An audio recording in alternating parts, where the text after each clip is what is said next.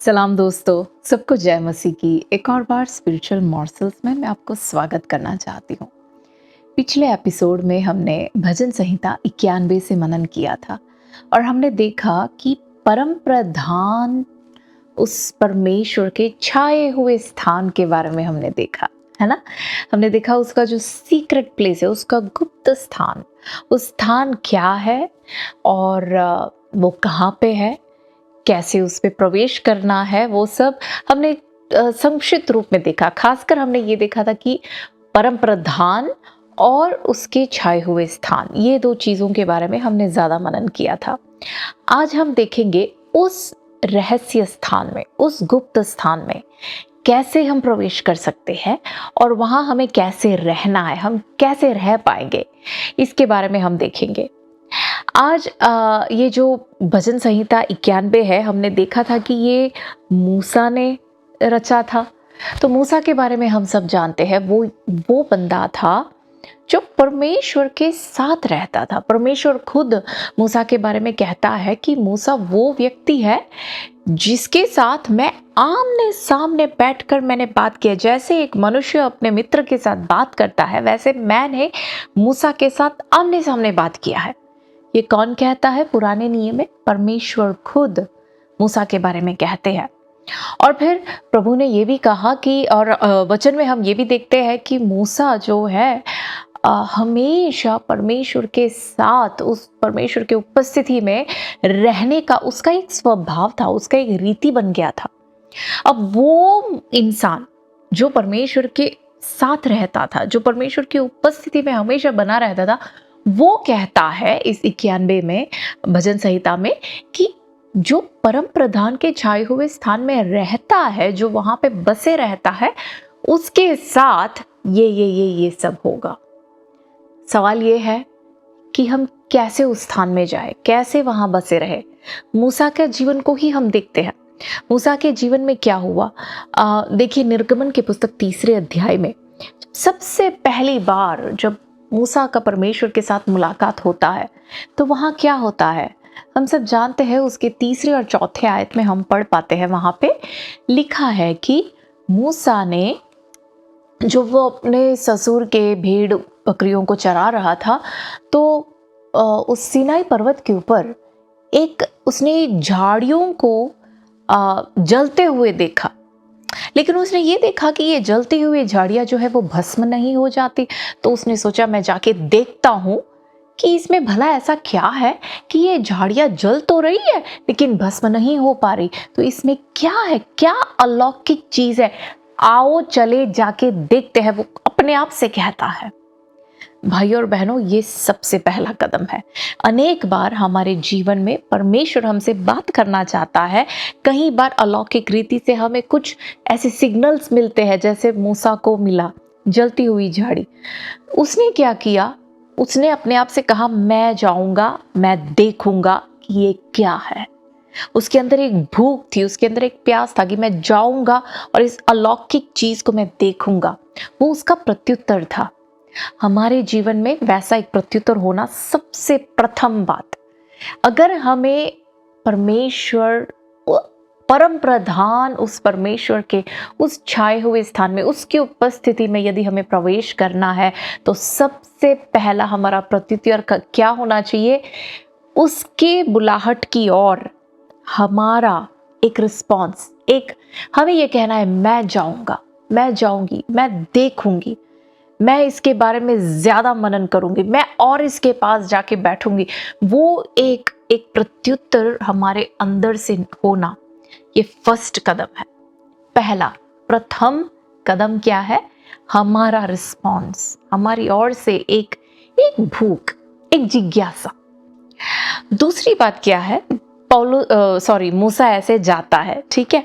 जैसे मूसा वहां पहुंचता है, उसके वो अपने आप से कहता है 4 आयत में, जब अध्याय में वो आगे बढ़ता है, जाके देखता है। लेकिन 4 अध्याय में आयत में लिखा है कि जब यहोवा ने देखा कि मूसा उसके स्थान से वो आ रहा है, मेरे पास आ रहा है। तो 5वें आयत में परमेश्वर मूसा से कहता है कि रुक जा।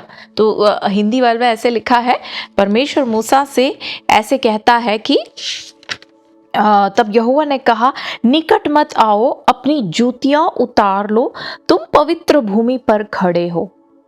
परमेश्वर कहता है बस बस रुक जाओ, निकट मत आओ। कारण क्या है?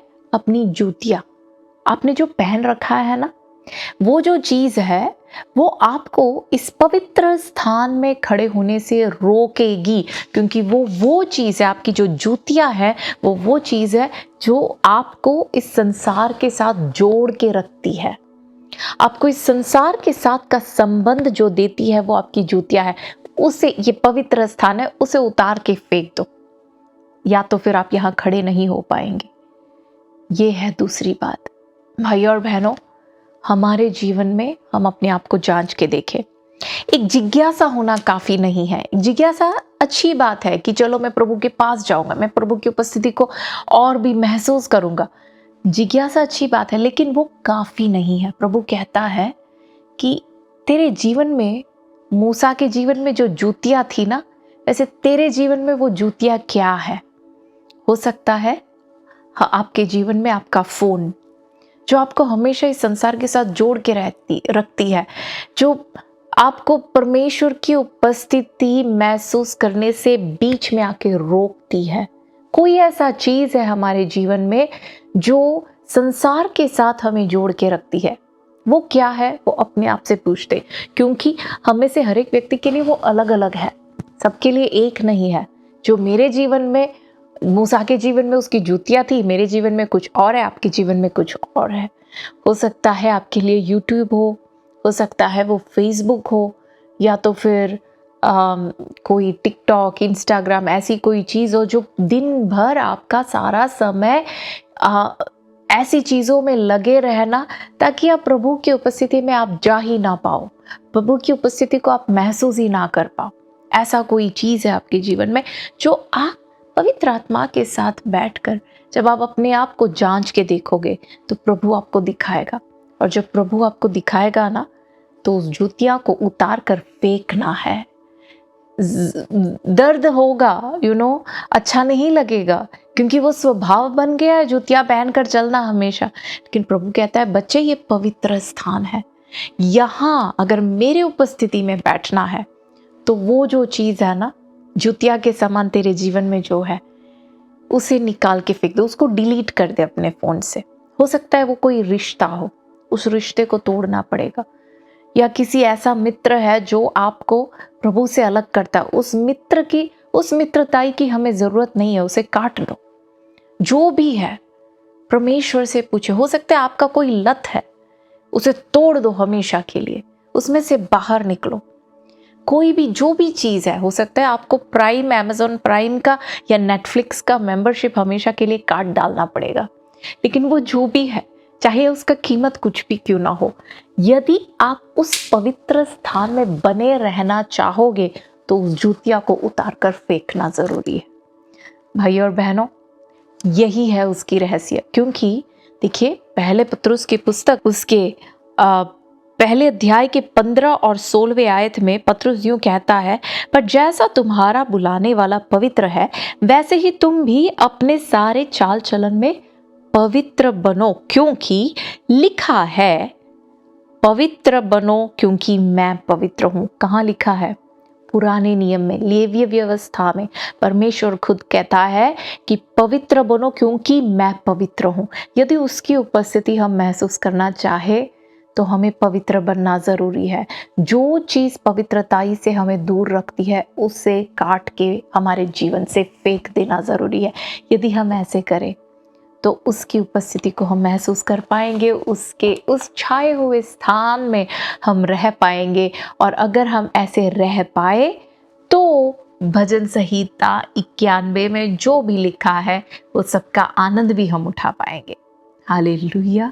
इस तरह से अपना जीवन बिताने में प्रभु आप सबको मदद करे। God bless you.